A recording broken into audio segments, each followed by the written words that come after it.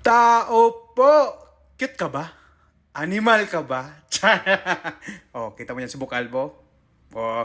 So for today's video mga kabukalbo, another voice over na naman tayo mga kabukalbo dahil ang video natin ito ay magdi-deliver tayo ng epektos. Ay ako lang pala, akala ko tayo. Wala palang tayo. Ako lang pala. Sorry na. So uulitin ko, magdi-deliver pala ako mga kabukalbo ng epektos. Gusto mo ba?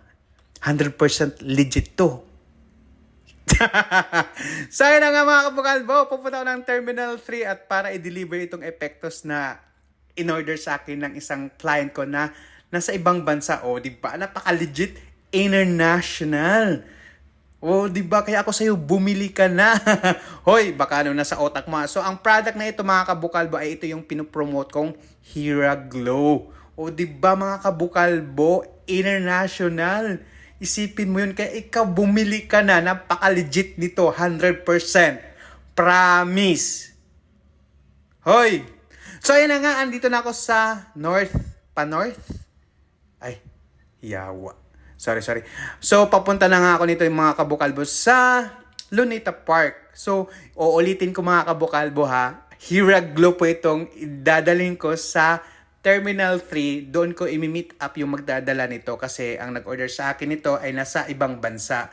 So, nakamura siya nito pag-order dahil wala na siyang babayaran pa dahil ipapadala niya lang ito sa kakilala niya. Kaya ako sa iyo, kung nasa ibang bansa ka, kung may kakilala ka, magbili ka na nito sa akin.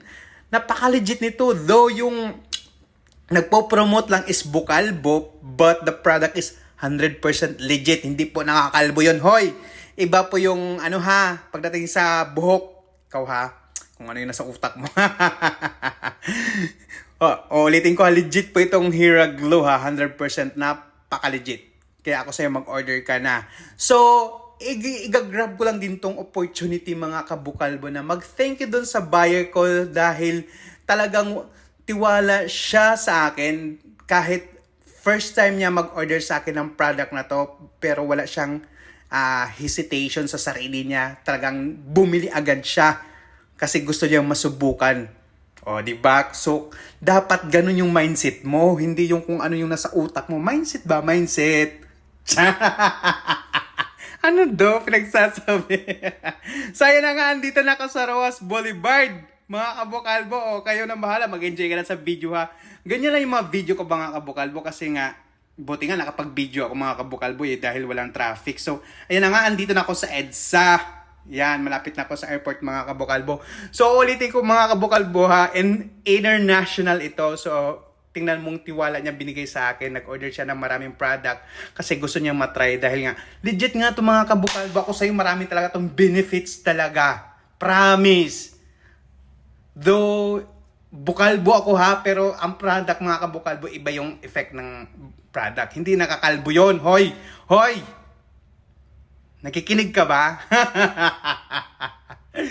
So, ayan na nga. Andito na nga ako mga kabukalbo sa Ninoy International Airport. Terminal. Ano ba yan?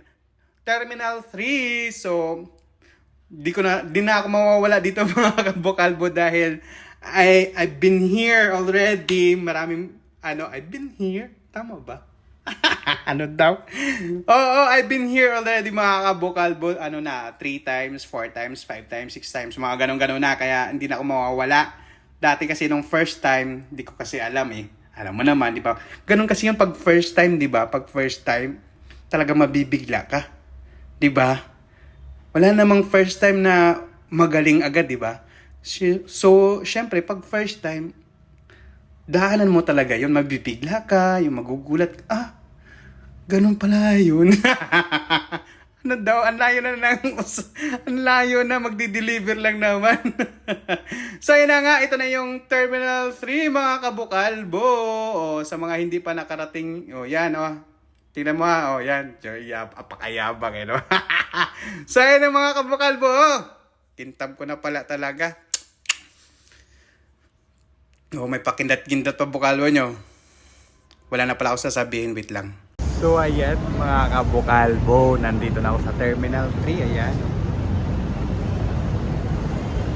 Aantayin ko na lang yung magdadala nitong epektos ko.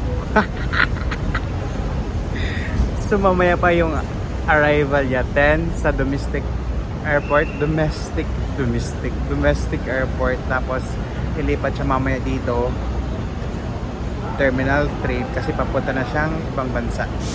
So yun lang mga abokalbo. Babay muna for now.